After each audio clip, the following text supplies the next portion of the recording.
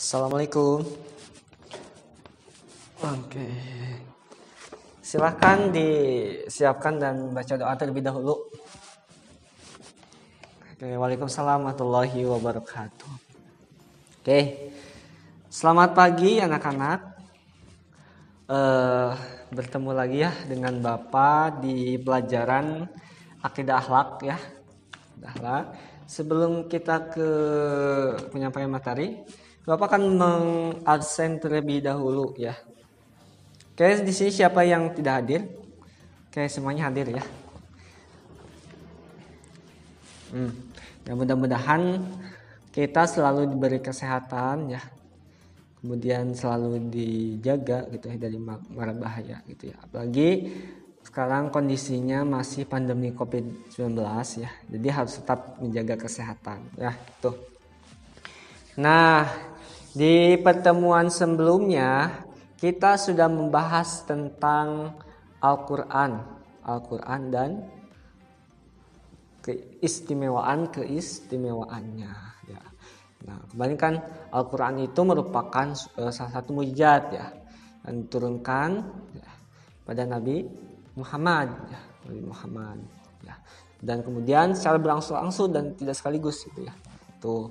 Nah, untuk sekarang ya silakan buka dulu buku paketnya, keluarkan kemudian buku catatannya ya, silakan dipersiapkan. Nah, oke, bisa dilihat. Oke, di sini kita akan belajar tentang mukjizat dan kejadian luar biasa lainnya. Oke, silakan perhatikan dulu nih, ada gambar. Nah, 3 gambar di sini. Nah, ini ada salah satu ilustrasi di mana terbelahnya Laut Merah. Dan ini merupakan salah satu mukjizat ya yang Allah berikan kepada Nabi Musa ya. Nabi Musa ketika Nabi Musa dan para pengikutnya itu dikejar-kejar oleh Raja Fir'aun ya. Raja Fir'aun kemudian dengan tongkatnya itu dia Laut Merah itu langsung terbelah menjadi 2 dan Nabi Musa dan para pengikutnya menyeberang Laut Merah seperti itu. Kemudian ada situ ada kapal Nabi Nuh ya. Di gurun pasir yang begitu panas ya, dan para kaum di sana, kafir di sana tidak percaya bahwa bakalan terjadi banjir gitu ya. Ya itu. Kemudian Nabi Musa mendapat wahyu dari Allah bahwa bakal terjadi suatu kejadian alam yaitu banjir ya. Itu diperintahkan oleh Allah untuk membuat kapal ya. Tuh. Kemudian ada terbelahnya bulan ya, ada. Ya, bulan yaitu pada masa Nabi Muhammad SAW. Ya.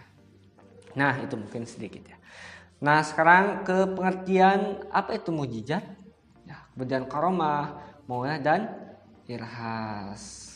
Oke, bisa dibaca. Nah, mukjizat. Nah, jadi mukjizat ini menurut bahasa itu berarti suatu yang melemahkan atau mengalahkan. Sedangkan menurut istilah, mukjizat berarti sesuatu yang luar biasa yang terjadi pada diri Nabi atau Rasul Allah dalam rangka membuktikan dirinya adalah Nabi atau Rasul. Dan tidak dapat ditiru oleh siapapun. Itu ya. Nah, jadi dari definisi tersebut ya, adik-adik bahwa yang pertama, oke. Yang pertama bahwa mukjizat ini diturunkan kepada Nabi atau Rasul. Jadi mukjizat itu hanya diterima oleh Nabi atau Rasul. Kemudian yang kedua itu merupakan kejadian luar biasa di luar kemampuan manusia umumnya, gitu ya, manusia umumnya. Kemudian diturunkan sebagai bukti kebesaran Allah, ya, kebesaran Allah. Kemudian diturunkan sebagai bukti kenabian atau kerasulan. Nah, kemudian yang terakhir itu, jadi mukjizat ini bertujuan untuk memperlemah orang kafir atau memecahkan masalah kaum muslimin. Seperti itu ya dari definisi yang sudah kita sebutkan. Dan mukjizat ini terbagi dua. Ya, bisa dilihat terbagi dua. Yang pertama itu ada mukjizat kauniyah. Apa mukjizat kauniyah ini? Jadi mukjizat ini dapat kita lihat dan kita rasakan. Nah, dan intinya dapat tampak.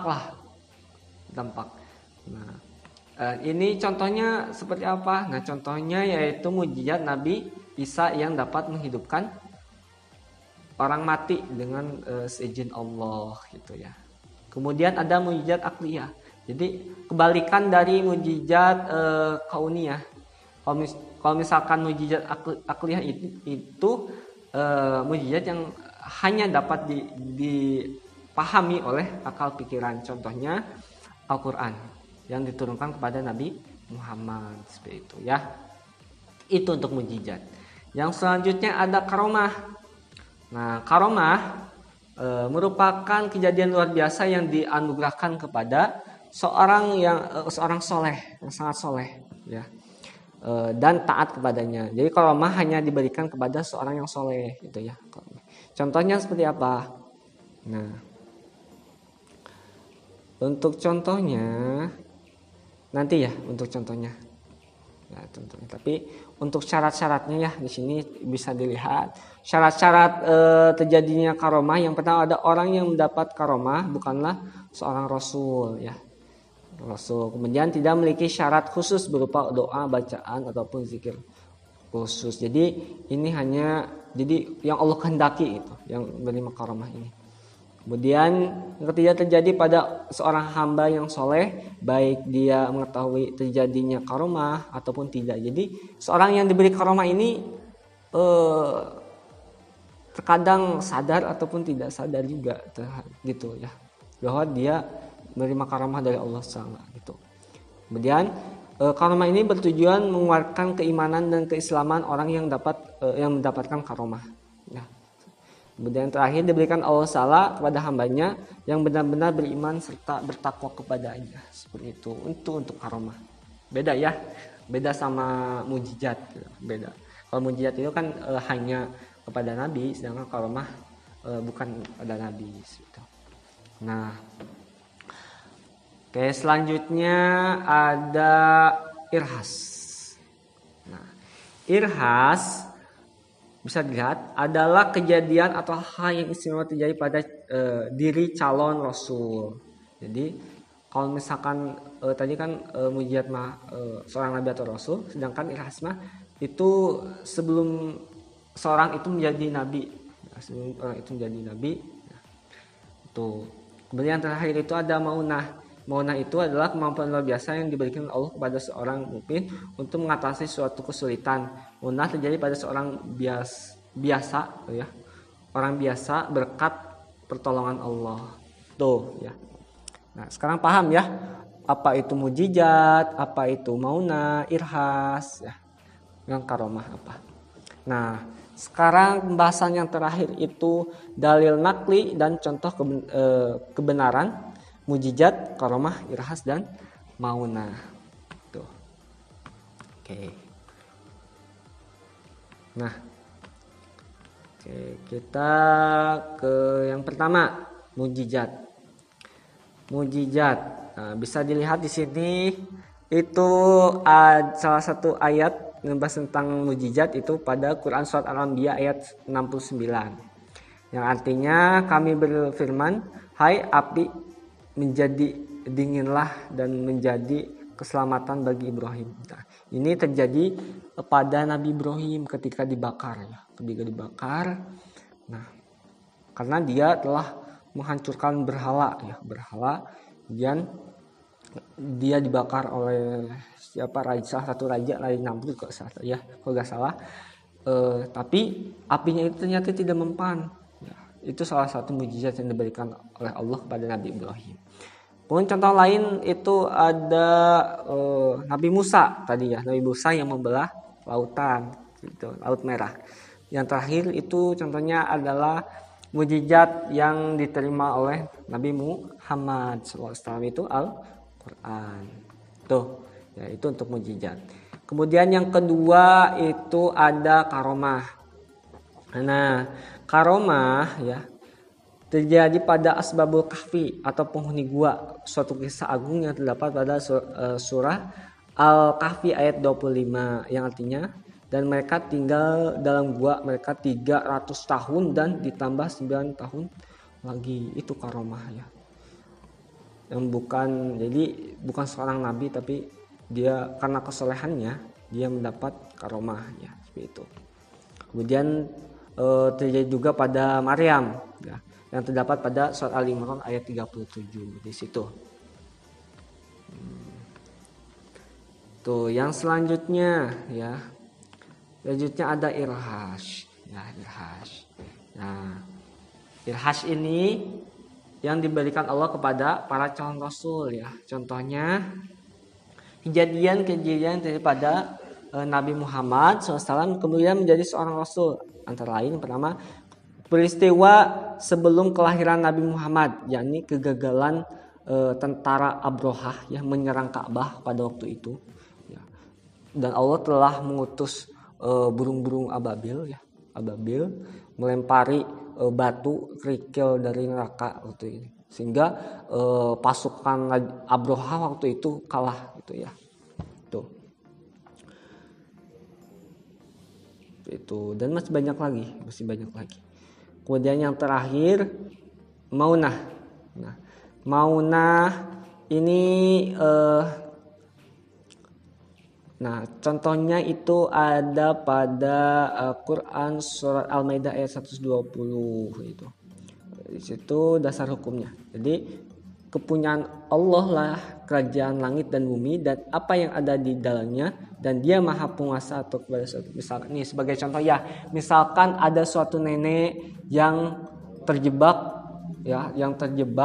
pada suatu rumah yang kebakaran.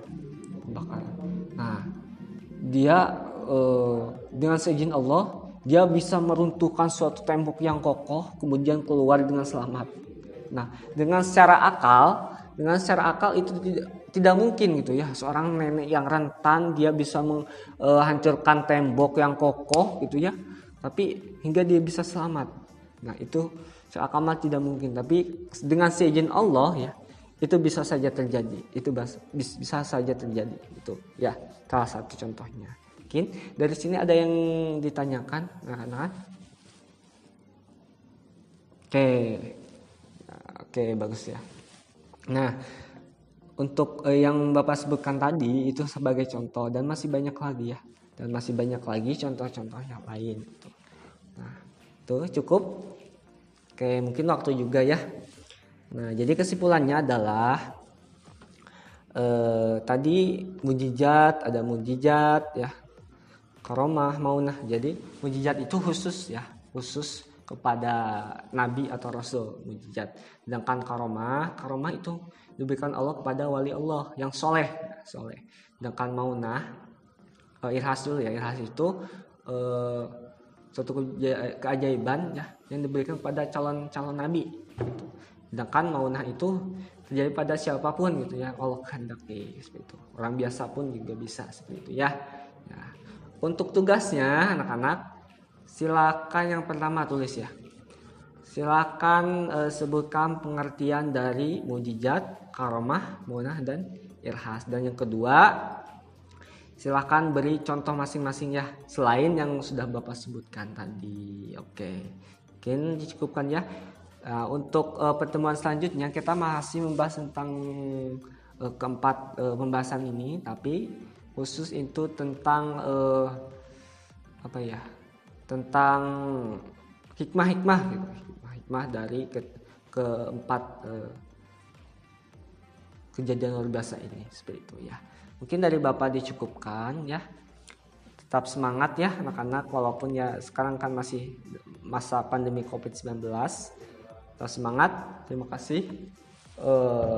Dari Bapak dicukupkan ya. Silakan disiapkan terlebih dahulu. Waalaikumsalam warahmatullahi wabarakatuh. Oke, dari Bapak.